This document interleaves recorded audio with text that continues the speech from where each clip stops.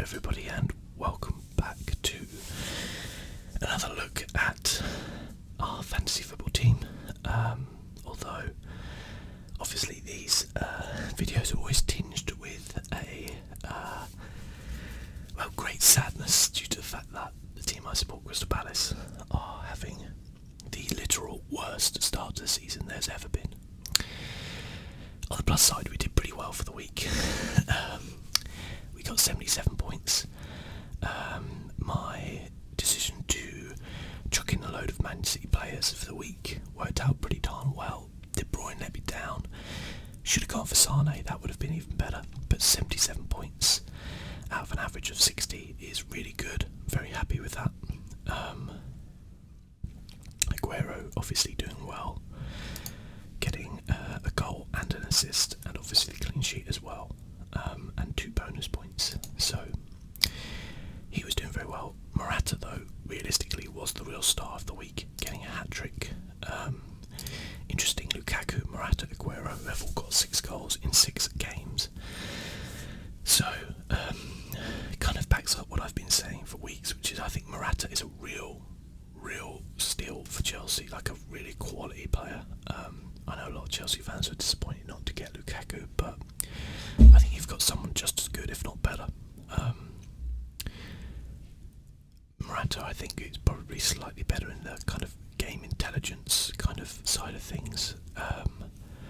Lukaku, obviously, for his brute strength and power and pace, is probably slightly outdoes Morata, but you know, both very, very good players, and it's going to be very interesting to see where these 3 players end up this season, in terms of how many they're going to score. Whether this is a kind of early season, whether or not they go through any barren spells and how they react to that, and essentially, I guess, how their teams do for the season, because I feel like it's going to be a 3-horse race between these 3 teams: Man United, Chelsea, Man City. I don't think Spurs have quite got enough to challenge, and I don't think Arsenal are going to challenge either. Liverpool are a little bit too erratic for me as well, so I think these 3 are going to make up the top 3, and then I think 4th place will be between probably Spurs and Liverpool there. So it's going to be interesting anyway, very interesting to see how we do. Man United, of course, doing well for me. If you don't have De Gea in goal in your fantasy football side, I don't know what you're doing, because I said from the very beginning this guy's going to get so many clean sheets, and he is. In fact, I think, to be fair, if I'd have just made him captain in week 1 and just kept that, I probably would have about 30 points more than I do. So that's my bad, I guess. I always seem to go for strikers because I'm like, yeah, they can get the goal, but realistically, De Gea as captain would probably have been a lot better, because he's got how many? He's got 5 out of 6 clean sheets. Yeah, there you go. So good. I mean, obviously the only disappointment being that Keane got injured, I think, just before kick-off. Although I'm not sure how much he would have been able to do. I mean, maybe Bournemouth wouldn't have scored if he was playing. It's all hypothetical, I don't know. But he would have got more points than Fosu Mensah, who got none. He's red there because he's banned for the next match. Not banned, but Crystal Palace playing Man United, which I'll go into a bit later. Therefore, he can't play because that's his parent club. And Chalobah got injured as well, so I've had to make some changes there, which we'll go through in a bit. I guess from the other side of things, Kante, again, not doing very much for me. I kind of was hoping that he was going to get more clean sheets, but he seems to pick up those yellow cards as well, doesn't he? Which is disappointing, but there you go. And again, if I'd have maybe gone for Sane instead of De Bruyne, that might have been a bit better, but you can't really tell. It's a difficult one, what's it's difficult. But 77's my highest week this season, so I'm pretty happy with that. What I'm not particularly happy with is Man City beating Crystal Palace 5-0. I mean, from a Palace fan point of view, we played okay in the first half up until the fact that we conceded, sorry, in the 45th minute. I think we hit the post twice. And Ruben Loftus-Cheek, once again, looking like he's a far superior player than Crystal Palace deserve to have right now. I can't for the life of me work out why Chelsea were going to sign Ross Barkley, or wanted to sign Ross Barkley, when they have Ruben Loftus-Cheek. I think he's good enough to play for Chelsea. I think he deserved a chance this season. Why pay like 30 million, 40 million for a player when you have somebody just as good? I don't know. It's weird for me. I don't get it. But I guess I don't perhaps see things on the training ground. Mourinho always had in for Loftus-Cheek. I always think he thought he was quite lazy. I don't know whether or not that was just a Mourinho mind game. The way he does it with like players, where he'll kind of like, he does it with Mata as well. I think where he kind of like slags them off because he wants to get a performance out of them. I never knew how much of it was that, and how much of it was like what he genuinely believed. So yeah, I guess we'll see on that one. But as I said, Loftus-Cheek, very, very good player. I think he's the sort of player where I'd be like, oh, I'd love Crystal Palace to sign him permanently, but I don't think he's going to want to play in the Championship next season, is he?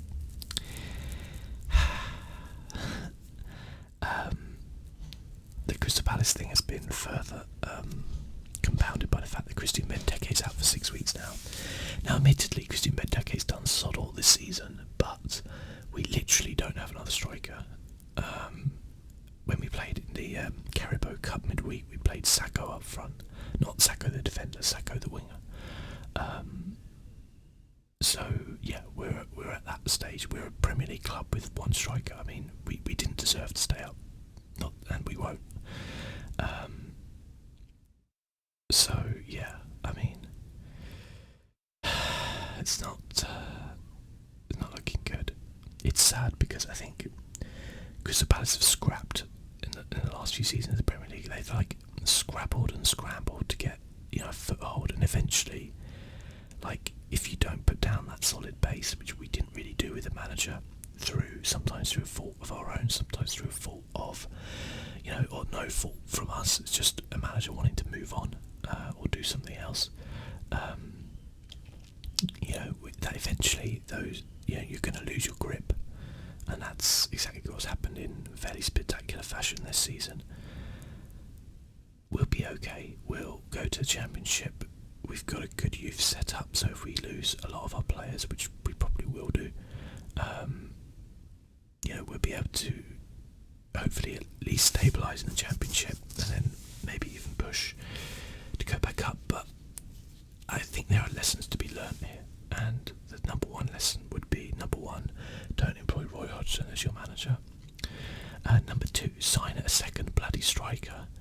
And if you're going to bring in a manager who has a philosophy and a way, you have to back him in the transfer market, not just bring in a couple of loan signings. But I could bang on for that for days, I'm sure. We've got Man United next week, we've got Chelsea the week after. Like, it ain't getting any better. So, unless we suddenly win those two games, which I don't know what the odds would be on that. I looked up the Man City odds actually, because I was like, what's a Crystal Palace win against Man City looking like? And it was 21-1. So who knows, maybe £1 on Crystal Palace to beat Man United and Man City. Man United and Chelsea wouldn't be a terrible bet. But I think you might as well just chuck your pound into the drain, you know what I'm saying? Anyway, so if we go through the fixtures, I guess Spurs scraping their way past West Ham. I think they went 3-0 up, didn't they? And then West Ham came back or something like that. Typically I drop Kane and Ali for a week, invest heavily in Man City players, and Kane scores 2, Ali gets 2 assists. To be fair, not much different. Well, a bit different, I guess, but I brought in David Silva, who got 2 assists, so it was exactly the same. And Aguero didn't score 2, but he got a goal and an assist, and a clean sheet, I guess, so it probably would have worked out about the same, I guess.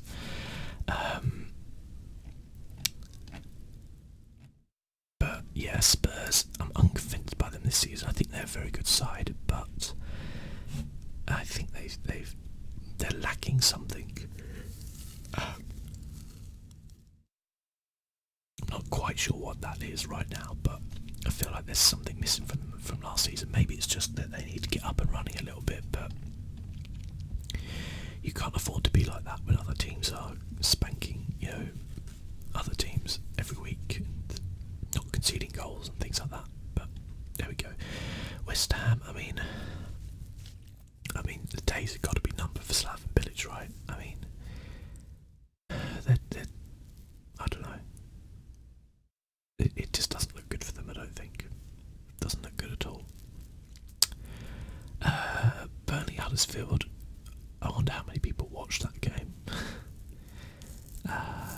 0-0. I guess that's a good result as any for both those teams. I could genuinely see both those teams staying up this season, so good luck to them. Everton getting a wing. Typically, Crystal Palace tried to sign it Nias on the transfer deadline day and didn't get him. Scored 2 goals for Everton to give them a 2-1 win over Bournemouth.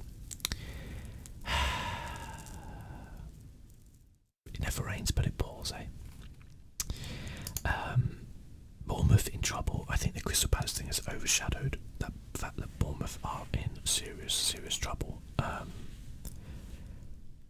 I don't think they've got enough about them to stay up currently.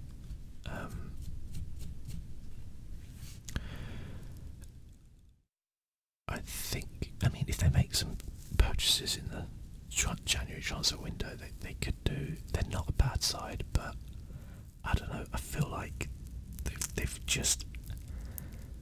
got this style of play that I feel like a lot of teams have kind of worked out how to counter a bit. It's not like they're really losing players. Like they have signed players and stuff like that, but I don't feel like anybody they've signed has really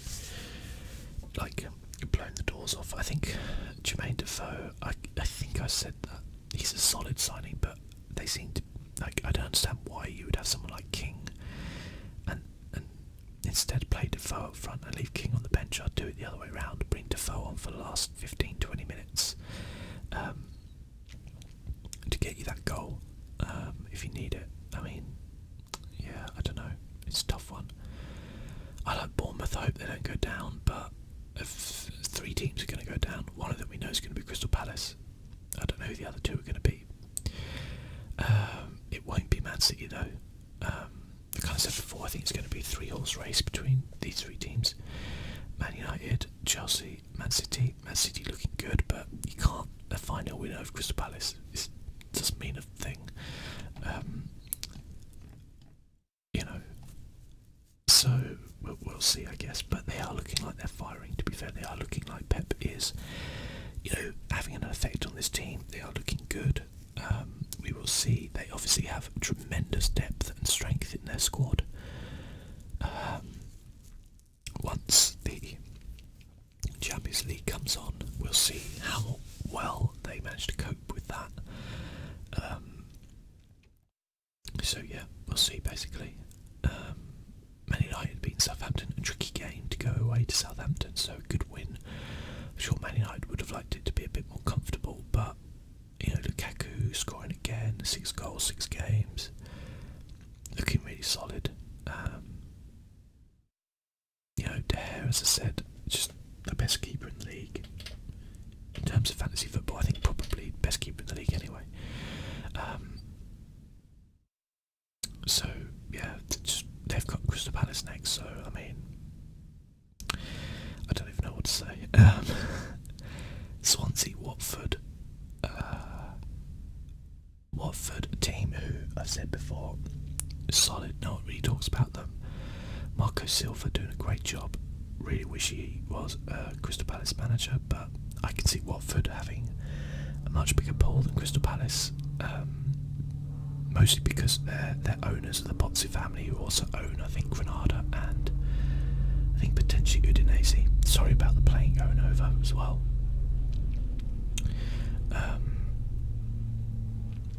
Yeah, they own Granada and Udinese from Spain and Italy. I think it's Udinese anyway. Pretty sure it is. And they kind of count Watford as their number one club in that. So yeah, Watford seem to, this is time. People always kind of moan about foreign ownership and it ruining the Premier League, but I think this might be one of those occasions where they just have really good, solid owners, and they seem to be doing a good job. It's kind of a bit like Spurs in a way. Spurs are owned by a kind of parent business who also owns some other clubs, and again, seem to be doing a really good, solid job there. And I think when that happens, it works out quite well. Liverpool, another one. I think sometimes when it's just one person, that's when the trouble can happen. Although, I guess Chelsea have obviously done incredibly well since being taken over by Abramovich. Arsenal, not so much. But there you go. Chelsea wiping the floor with Stoke. Morata getting a hat-trick. Said before, say it again. Morata's a very good player. Very good signing for Chelsea. And I genuinely believe an upgrade from Diego Costa. I know people go on about how good Costa is, but for me, he's too volatile, and I think he can let you down too many times over the course of the season. He's going back to Atletico Madrid now, so hopefully that kind of saga is over with. I'm sure Chelsea fans will just thank him for this time with them. They had some good memories, and it's time to move on, isn't it? That's what happens. I think it was always going to be the way. Antonio Costa is a very Conte's a very intense manager, and you could just see that those personalities were going to clash from day one. So yeah, it doesn't really surprise me. I think as well, like, the kind of rumours were that he was certainly one of the players who was very integral to the kind of whole Jose Mourinho demise, and things like that. One of the rats, as Mourinho put it. So yeah, you can kind of see his days being numbered. He seemed disruptive, and maybe like Diego Simeone, he has a good enough relationship with him where those two can kind of work things out. That kind of, I guess, South American, Latin kind of temperament is, maybe they understand each other a bit better, and that works well. I hope it does. But I think it's probably best for Chelsea that they've moved on, and I think they've got a really good striker in Morata. So yeah, and spanking Stoke 4-0. Stoke, who are a side who I don't know where they're going. I don't know what they're doing. They kind of had this phase where they went and signed these like kind of flair players. They had like Arnautovic, Shaqiri, Bojan, and people were like, oh yeah, this looks good. Got some real like interesting options up front and stuff like that. And then they kind of sold Bojan, sold Arnautovic, and you're just like, I genuinely couldn't name you who the hell Stoke have got up front. I think they're still putting Crouch on up front. Yes, I'm not quite sure what's going on there.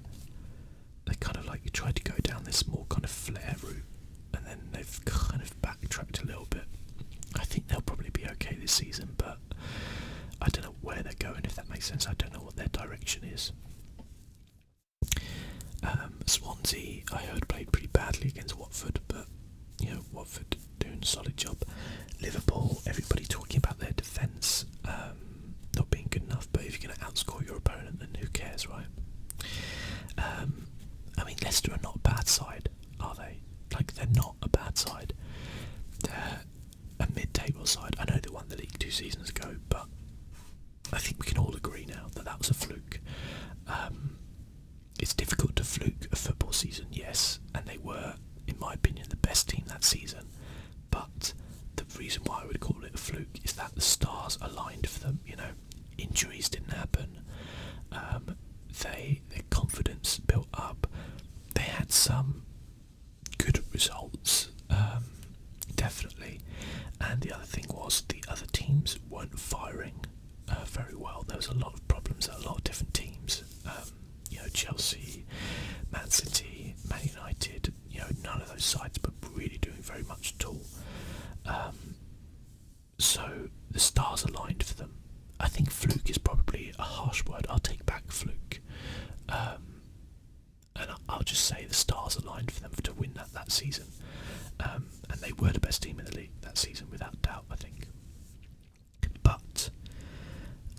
season, they're probably an upper mid-table team, I'd say, at best.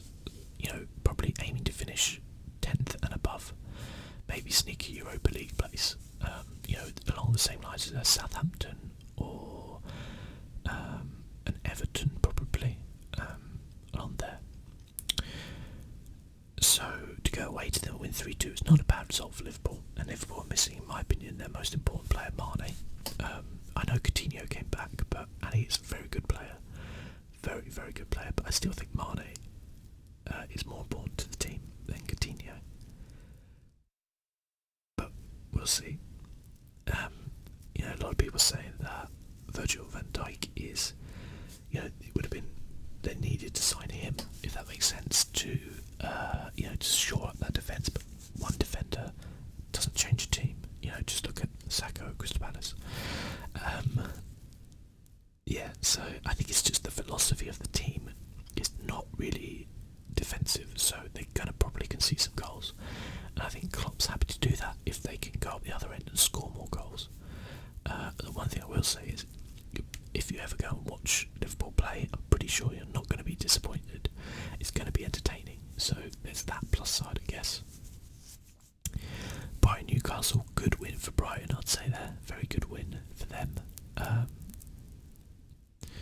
Not really much else to say on there. And Arsenal, West Brom. Good win for Arsenal. West Brom are a tough side, so fair play to Arsenal. That's the sort of thing they've slipped up on in the past, beating teams like that. Maybe we're going to see an Arsenal resurgence. Lacazette scoring, you know, 2 goals. Now that Arsene Wenger's decided to actually play him, we'll see. I don't think they've got enough to challenge. I don't think they've got enough to beat these 3 teams. But it's still a long way to go. If we go to the table, we can see, so yeah, as I said, Bournemouth in trouble. I mean, Leicester disappointed to be down there, Stoke, Swansea. I think we could see, I mean, I fully expect West Ham to change their manager soon, so I think that's going to be interesting. I don't expect Bournemouth to. I think they're going to stick with Eddie Howe.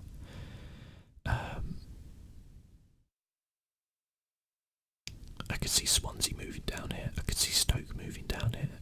I think Leicester are going to be okay, but you never know. This is pretty much how I expect the top 4 to be.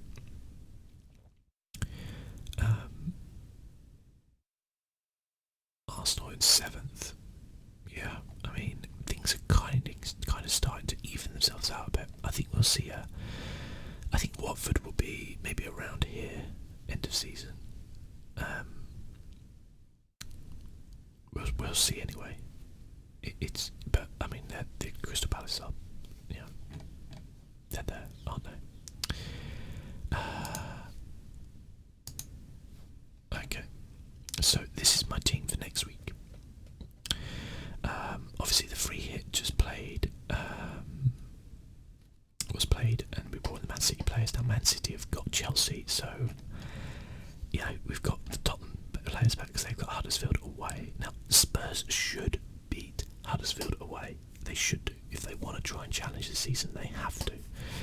Whether they will or not, who the hell knows?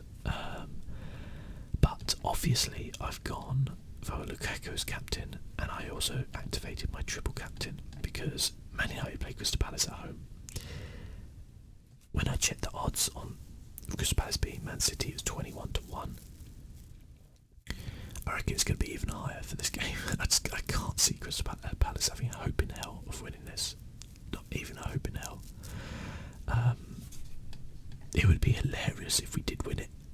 It'd be a very interesting video next week if we did win that. I'll probably just do a 90-minute like commentary on that match if we did win it, but we're not going to win it. That's just the way of things, really.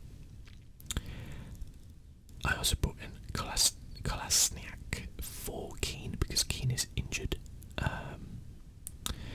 Arsenal have got Brighton at home. You would think there's going to be a clean sheet there. Of course, it's Arsenal, so who who the hell knows? I'm pretty sure these guys are going to get a clean sheet. I also brought in decor for Watford. Watford have got West Brom away, and I can see them winning that game. They're in good form. This guy also plays as well, so that's good. Chalobah is injured, so he only had a 50% chance to play, so he was out. Cost me 4 points overall, but that's okay. And Redmond's back in as well. Southampton have got Stoke away, which Stoke are pretty bad at the minute, so I fancy their chances of not conceding and maybe even sneaking a goal or something. We'll see. But yeah, I guess the big one's going to be Chelsea-Man City. That's going to be a real big game, a real marker for how, which of these sides I think is going to challenge. It'll probably be 0-0, but we'll see. Other than that, I think the rest of the fixtures, what we're looking at are teams generally, apart from Spurs, Huddersfield, I'd say, and Arsenal, Brighton, are teams playing other teams at the same level. So Bournemouth, Leicester, yeah, pretty much around the same level. Pretty much this. I'm joking. Stoke, Southampton, pretty much. West Brom, Watford, pretty much. West Ham, Swansea, yeah, pretty much the same level. So it kind of actually, that means it's important games because they're not only, getting points themselves in a potential relegation battle, but they're stopping their, opposition from getting points. Everton, Burnley, I think you could even say these two are pretty similar. And Newcastle, Liverpool. Those Newcastle Liverpool games have always been a classic in the past, so it'll be interesting to see that one as well. But without doubt, Chelsea-Man City is going to be the game of the weekend, I think. Maybe we're going to see a new record for a Premier League win. Who knows? As long as Lukaku gets a hat-trick, I don't mind losing. What would be horrible for me would be for Crystal Palace to get beat like 5-1. So these guys don't get a clean sheet, and for Lukaku not to score, that would hurt. That would really hurt. But we'll see anyway. So yeah, I think that about does it really. Thank you so much for watching as always. Please do pray for Crystal Palace. It's only going to get worse. But till then, guys, thanks for watching as always. It's been my pleasure. I'll catch you next time.